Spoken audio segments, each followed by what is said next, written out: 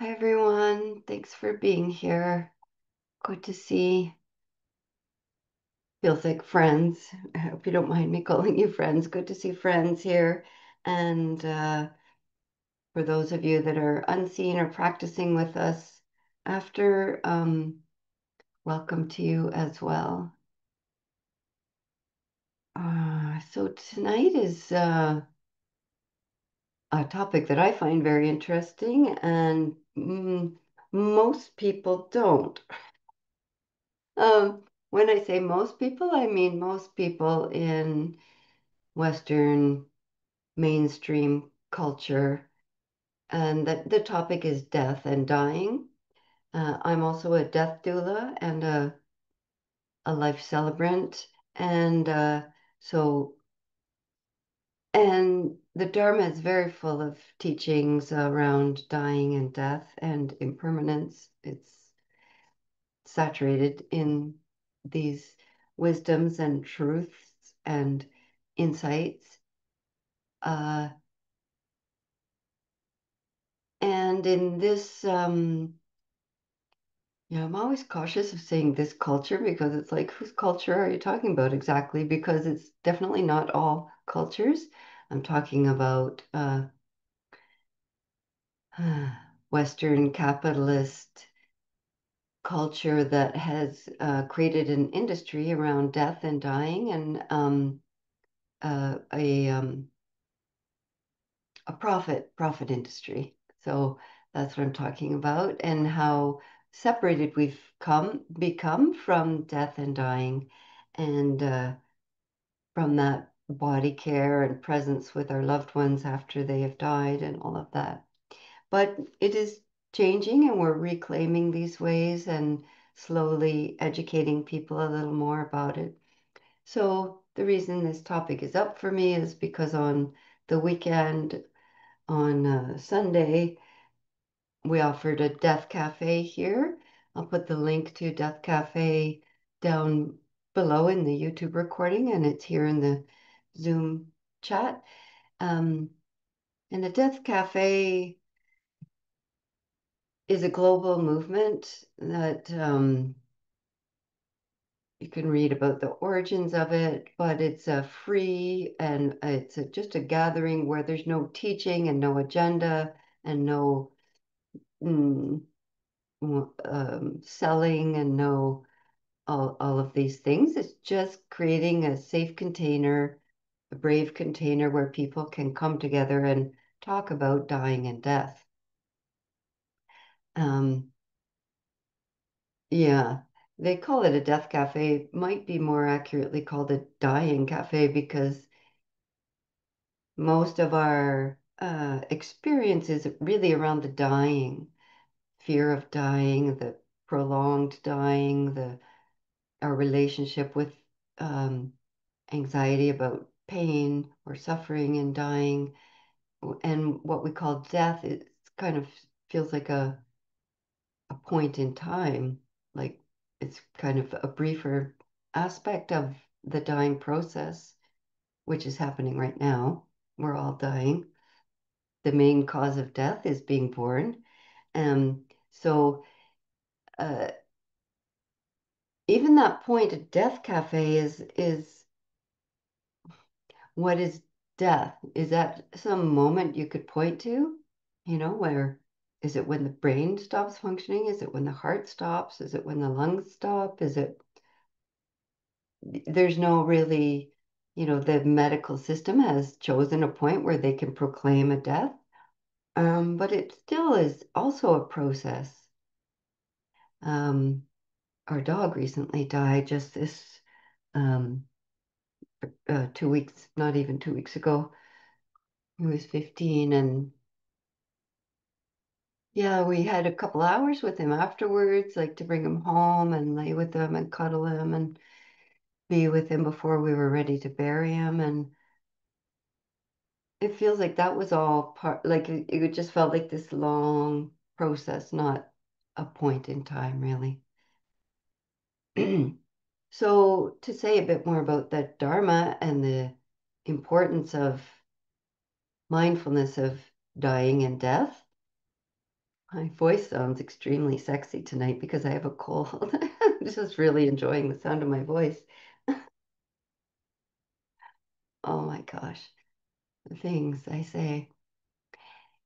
Death and dying, we're talking about. Yes. Mm, the first foundation of mindfulness is mindfulness of body. There's four foundations of mindfulness in the Dharma. And the first foundation of mindfulness of body has many aspects to it. And one of the largest sections is what's called the charnel ground meditations.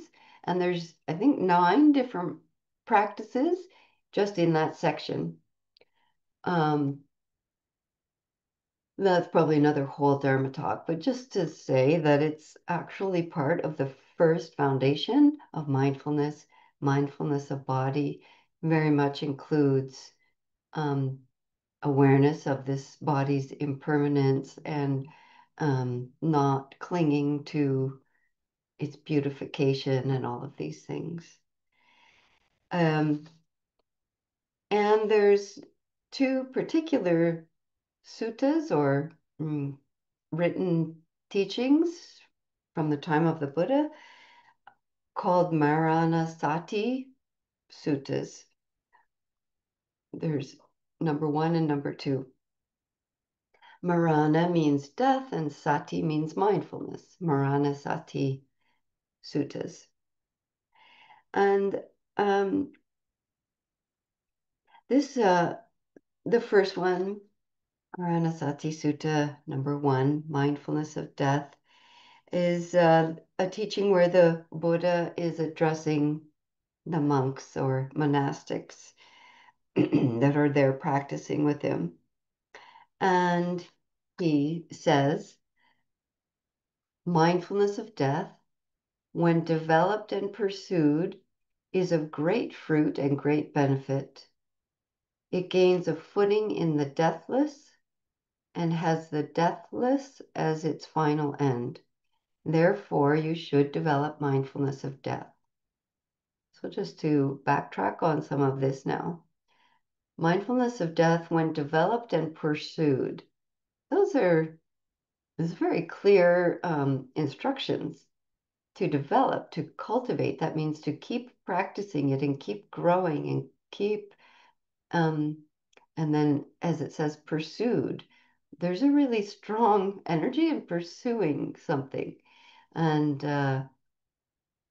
I find it interesting that he's used these really clear words that it needs to be developed and pursued to actually have an intention and to keep following through, keep pursuing it.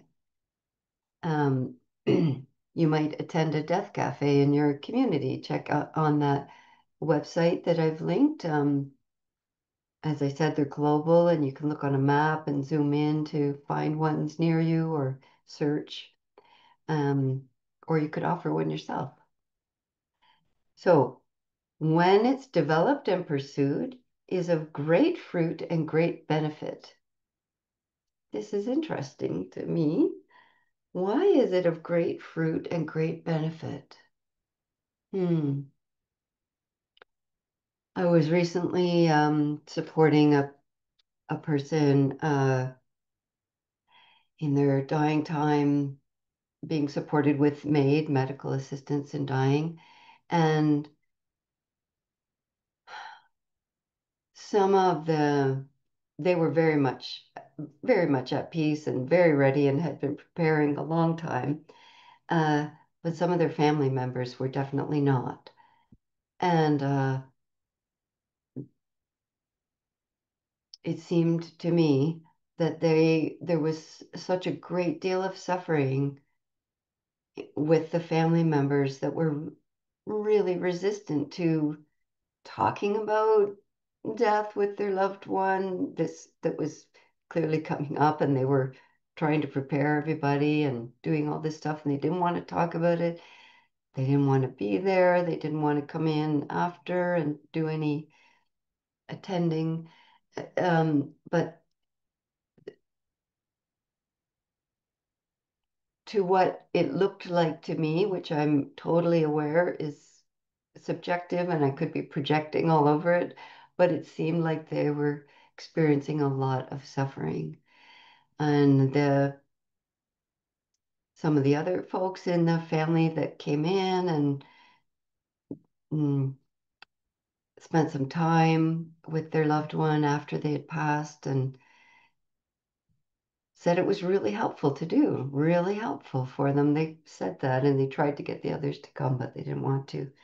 So this is one way why it is of great fruit and benefit. It makes us more uh, accepting and present and uh, at ease, less dukkha, less suffering, the more we acclimatize ourselves and actually pursue it. Um, it's also of great fruit and great benefit, as we'll unpack as we get into the sutta a little bit, in that hmm, we really don't know moment to moment, certainly day by day, certainly week or year by year, when our time will be. Most people think they're going to live a long life and die peacefully at home in bed. And statistically, that's not accurate. Um, but for some folks, it is. But also, like, I practice with this kind of impermanence every day with a daily reflection. Um, I have it here. I brought it from my bedside table to share. At the end of the day, this day is now ended. My life is shorter. Let me look carefully. What have I done? With all my heart, let me be diligent, engaging in the practice. Let me live deeply free from my afflictions, aware of impermanence, so that life doesn't drift away without meaning. This contemplation, mindfulness of dying and death, uh, can bring more joy, more presence, because really living with the awareness of impermanence so that life doesn't drift away without meaning. And also really hmm, what's it how to say it? Really motivates, inspires one to practice with sila, our ethics, our values, our morality, because time is so precious. Like, if this was my last day, let me look closely. What have I done? Was there harm caused to myself or to others or to the world? Or was there something fruitful, onward leading, generous, wise, kind? Um, yeah, to really practice with it in a daily way. But yeah, we'll get further into it. Um, and the same thing on the other side of this card, I've written a morning reflection. Waking this morning, I smile. A brand new day is before me. Like, not to take that for granted, to be like, well, I woke up again. Excellent. What are we going to do today? I aspire to live each moment mindfully and to look upon all beings with the eyes of kindness and compassion. May I and all beings be happy and free from suffering. So, bookending your day this way to really be like, this day's ending. Wow, this day's beginning. Awesome.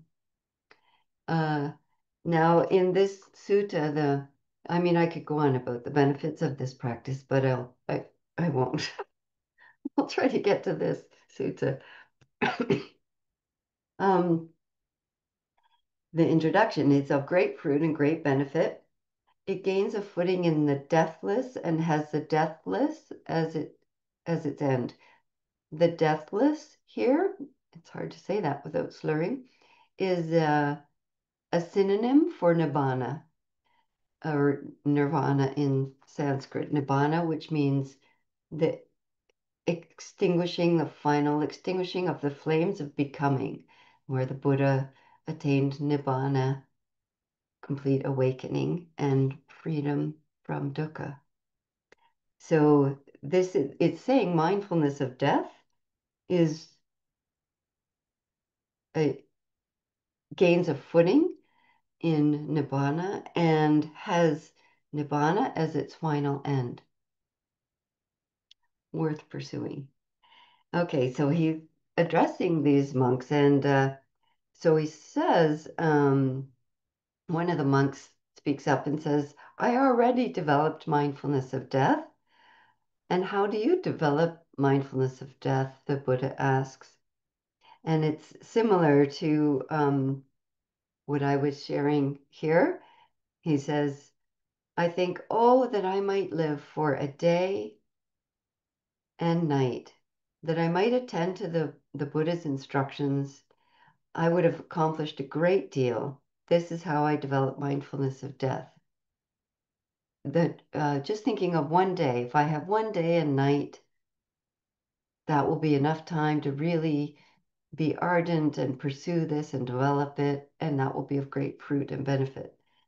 Um, and then it becomes a little bit competitive, it sounds like in the sutta. Another monk says, oh, I also have developed mindfulness of death. And he asks, oh, tell us how.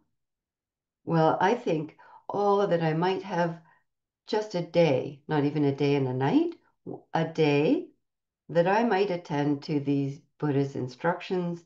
I would have accomplished a great deal, and this is how I develop mindfulness of death.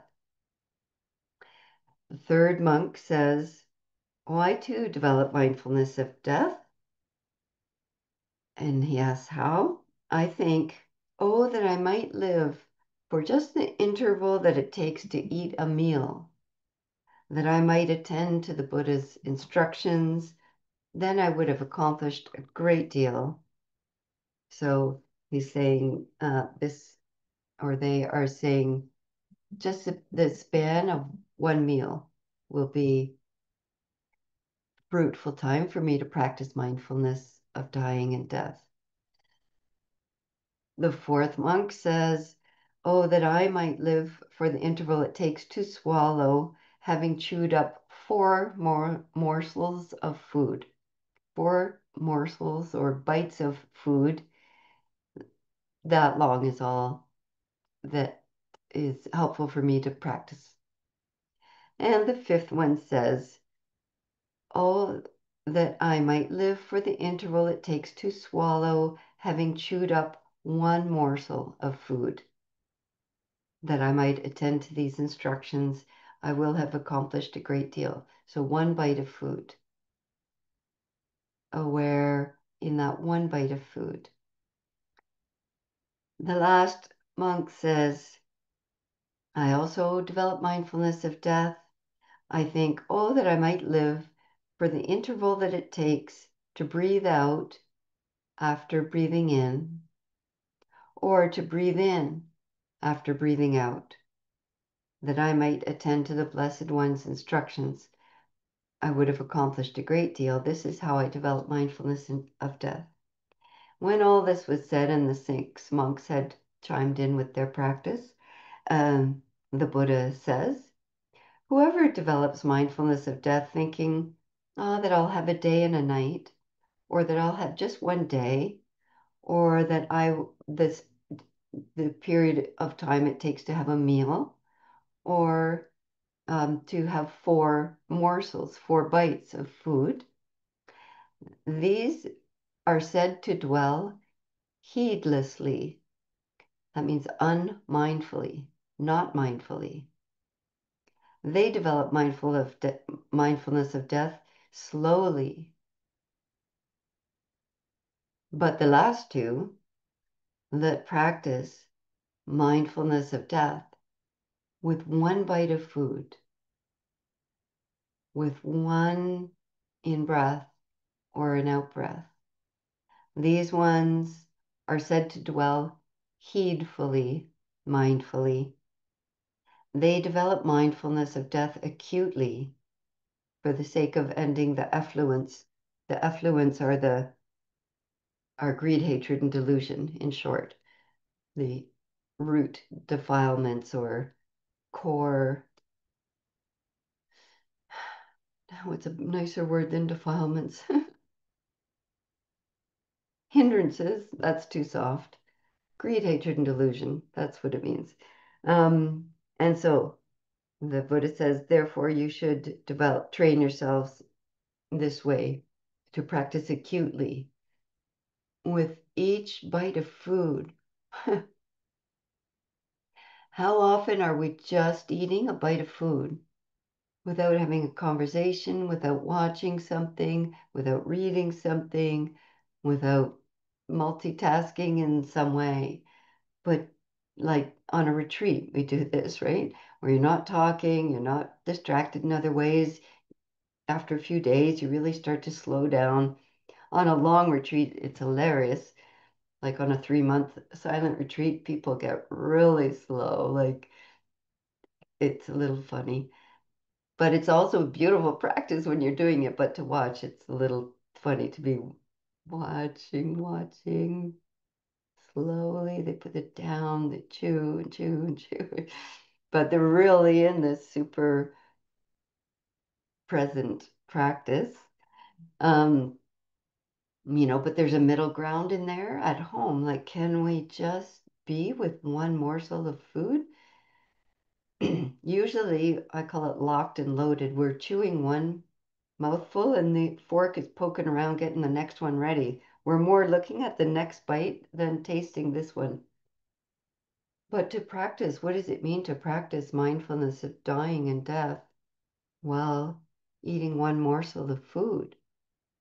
Like maybe this is my last bite of food. Thinking of all the interconnectedness in that food, all the farmers and the insects and the pollinators and the drivers and the packers and the people harvesting and the store selling, like the boundless interconnectedness of that one bite of food and all the impermanent conditions of it.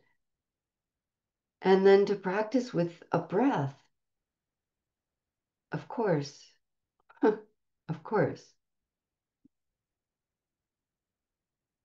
We come into this life on an inhalation, into this human oxygenated life in that moment of an inhalation, and we leave this embodiment on an exhalation,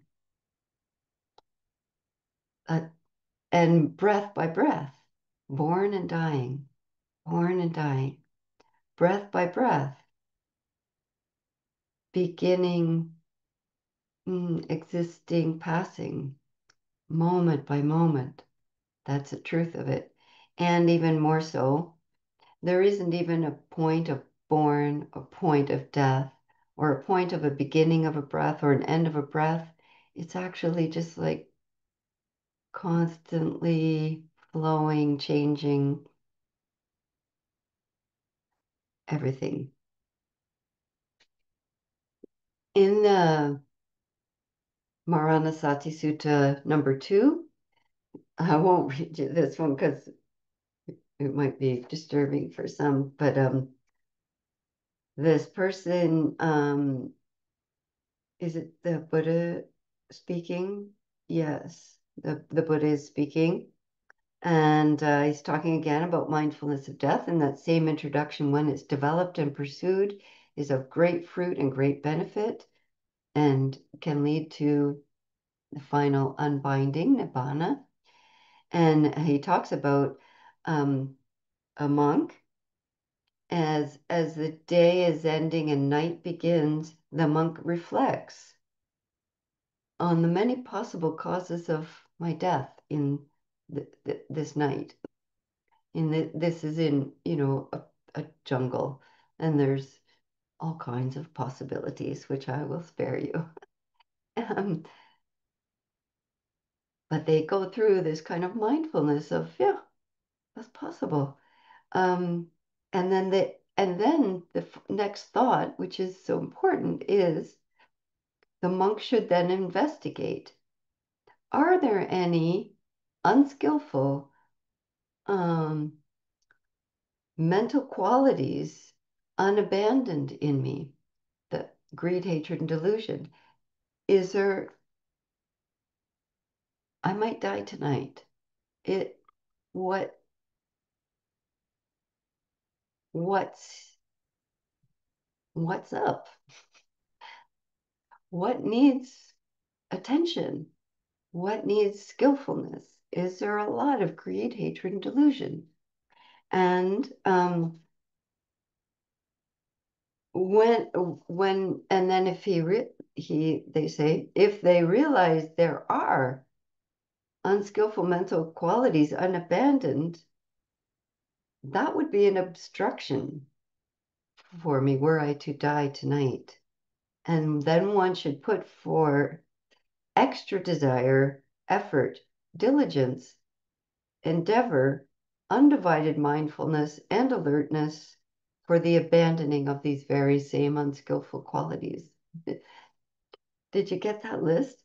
Extra desire, effort, diligence, endeavor, undivided mindfulness, and alertness. It couldn't get stronger. It's like so clear. This is so important. Oh, have you heard this? Practice like your head's on fire. It's from here. It says, just as when a person whose turban or head was on fire, they would put forth extra desire, effort, diligence, endeavor, undivided mindfulness, and alertness to put out that fire in the same way. So we're supposed to practice like your head's on fire. Oh, Buddha. Just wow. So clear about how important this is. Because, yeah, I practice with this in daily life when I'm just driving home from somewhere. Like, I might not make it. I really might not make it. I don't know what's going to happen between here and there. And I've had family members like die suddenly, very suddenly. And it's helpful. I know some folks may think it's like morbid or depressing. Uh, but if you really thought like today was my last day, who didn't I tell that I love? That I love them? What didn't I stop to take care of? What's possible right now? Like it can create more joy, more presence, more generosity, etc. Um, and then conversely, if one reflects, okay, I might die tonight, and it goes through these wonderfully descriptive ways. But they reflect and say, is there actually are no unskillful mental qualities still needing to be abandoned in me. And that will not be an obstruction if I were to die tonight. And so, for that very reason, one should dwell in joy and rapture, training themselves day and night in these skillful qualities. um, and it goes through the same thing about the day. It repeats, but like starting the day, might die today. What's up? What needs work? What needs like strong, diligent attention?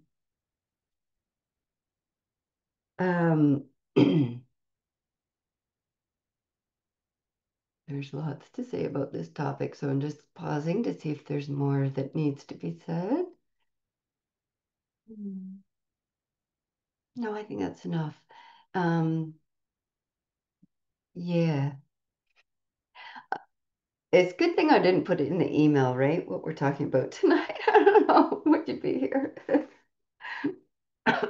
Maybe. Sorry. Okay, so guess what we're going to practice? Mindfulness of death and dying. I'm just going to mute for a second.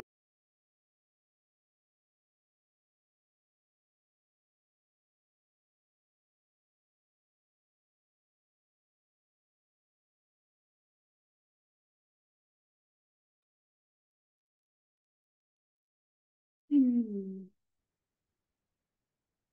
Right.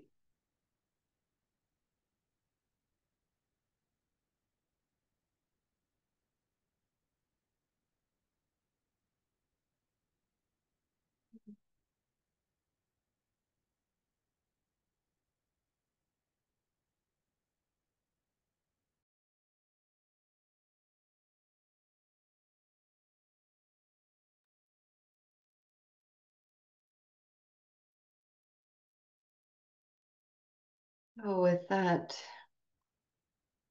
topic, aware of how much that can bring up for folks, um, some of you may be in the midst of dying or really immersed with aging and sickness and death, and I'm aware that that's a very tender place. So be gentle with yourself if this practice tonight is enough, having been present for this discussion. It's okay to just sign off, or you could stay and practice some metta, self-compassion, or karuna practice. Um, Please take care of yourself as you need.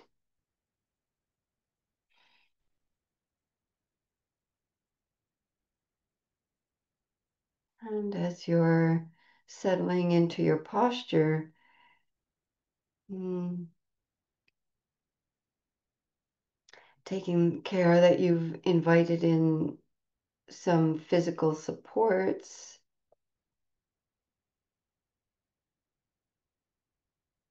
so that you can be as at ease as possible.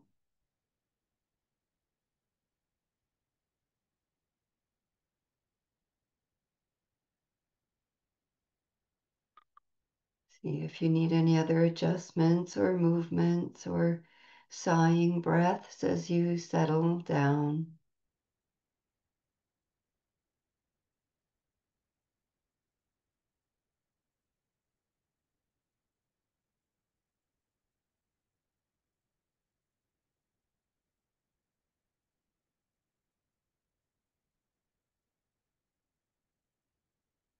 And as your eyes find a posture of rest, whether that's closed or downward or resting on something peaceful, then inviting the muscles of the face to soften and relax.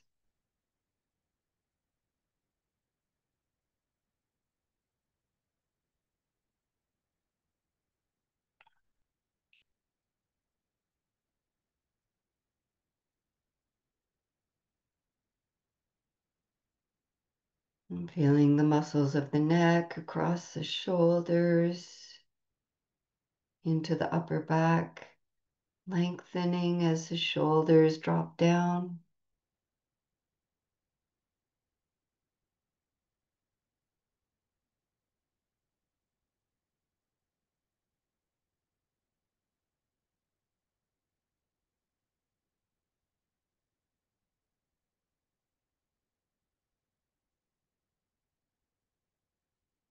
See if it's helpful for you to take a few, 2 or 3 slightly deeper breaths to invite some ease or softening or depth of breath into the belly and ribs and chest.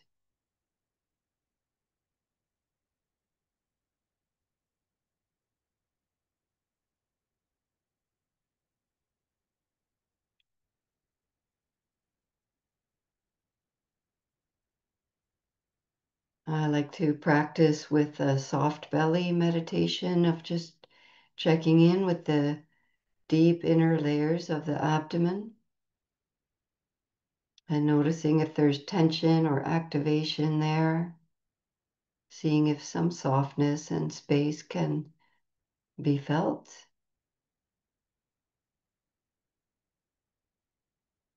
or a little bit of release.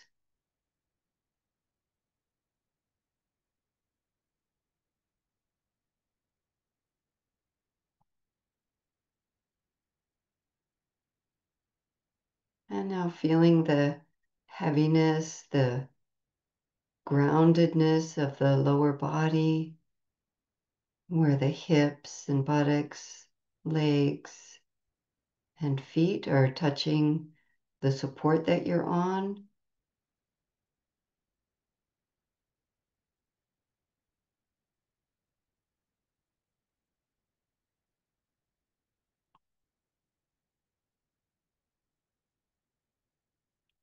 Letting all of these heady words and concepts that are spinning around in the head settle down as we feel the body. This first foundation of mindfulness, mindfulness of body.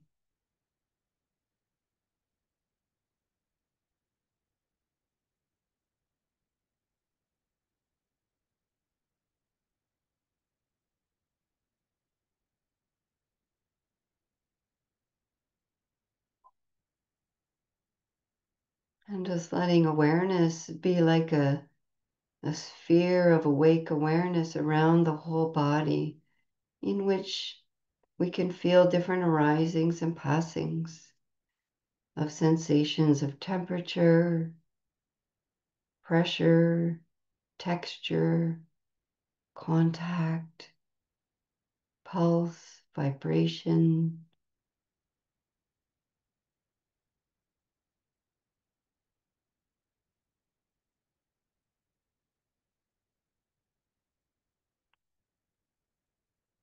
Just feeling this aliveness of the body, even as it is also in the process of dying.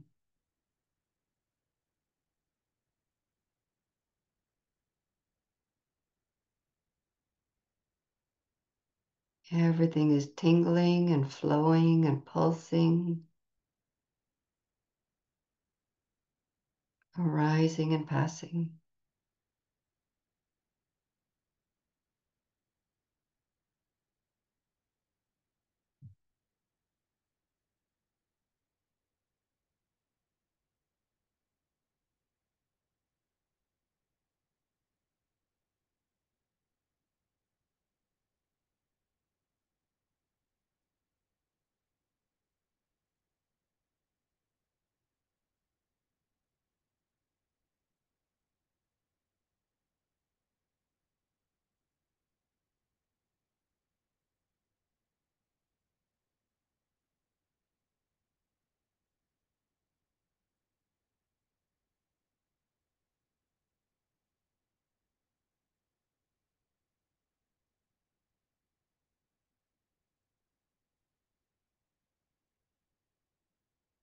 And keeping awareness in this slightly open, a bit more spacious field that's just aware of the whole body sitting or reclining, whatever posture you're in.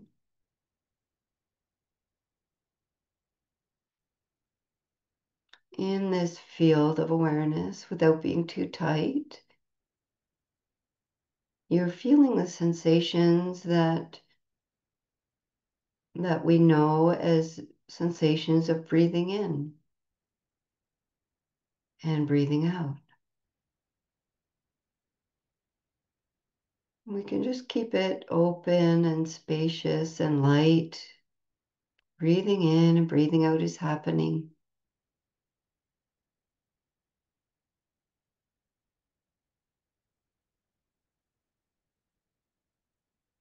Oh, that I might live for the interval it takes to breathe out after breathing in,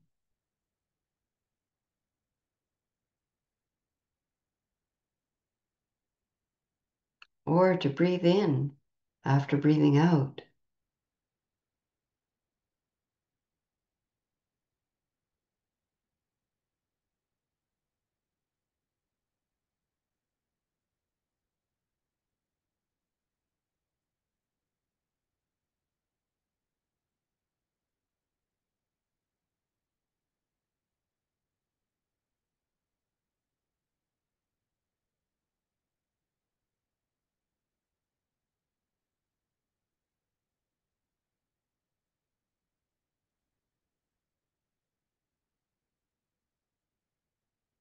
If mindfulness of breathing in this way brings tension or activation to your nervous system. You can just rest in that open field of feeling the body, just the body sitting or reclining, mindfulness of body.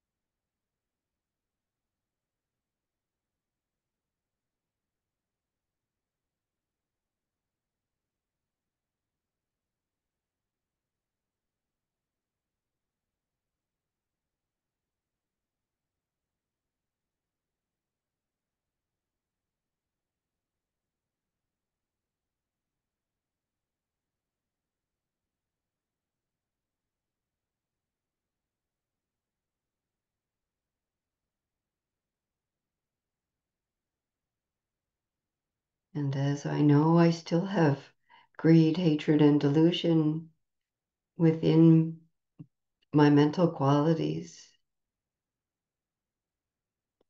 I put forth extra desire, effort, diligence, endeavor, undivided mindfulness, and alertness,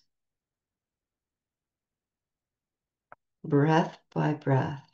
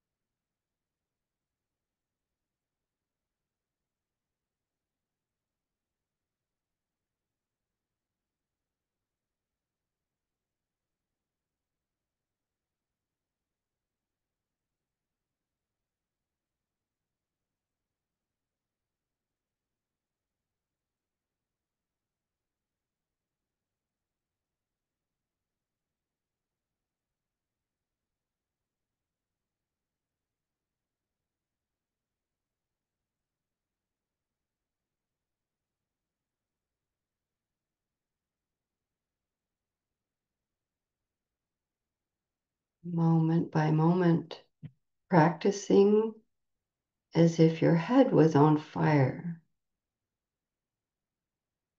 awake to every moment.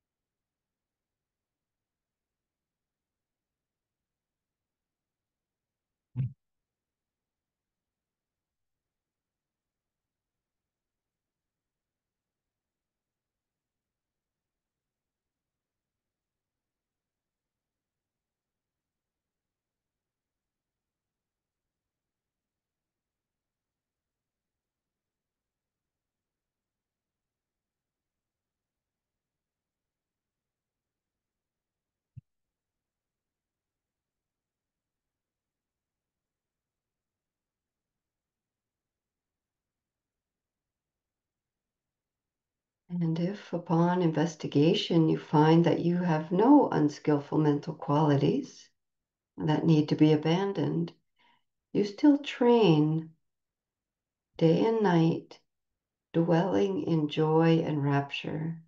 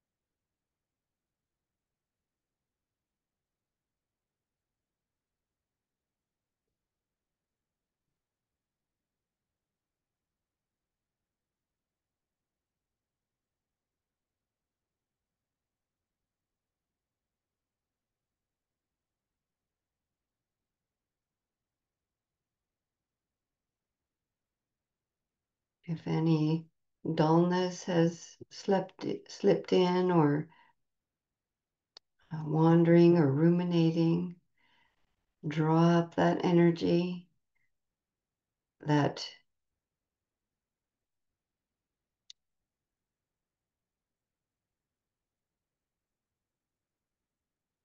diligence and wise effort and alertness, and begin again, not missing this last moment.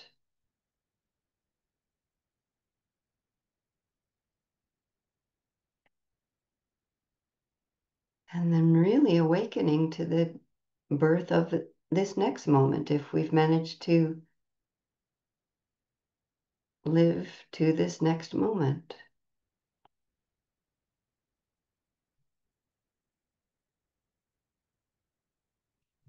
Feeling that inhalation as if you're just being born into this moment, and this exhalation as you're just letting go, dying into this moment.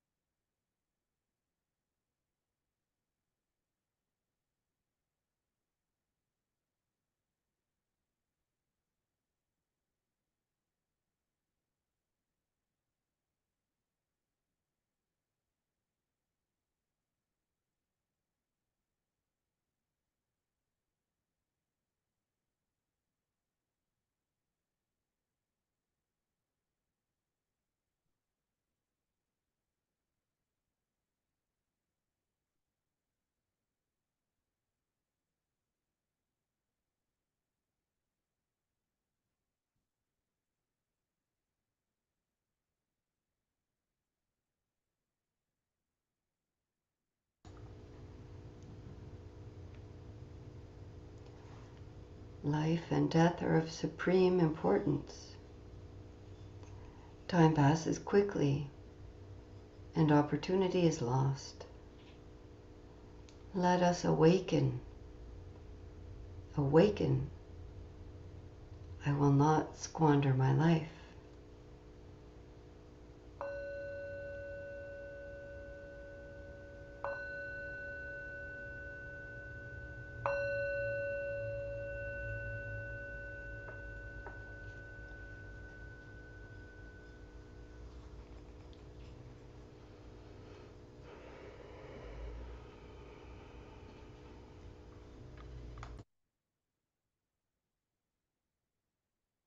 Thank you for practicing with us. Check the links to the sutta down below, and I'll also put the link to Death Cafes if you want to check those out. And I hope we get to practice together again. Who knows?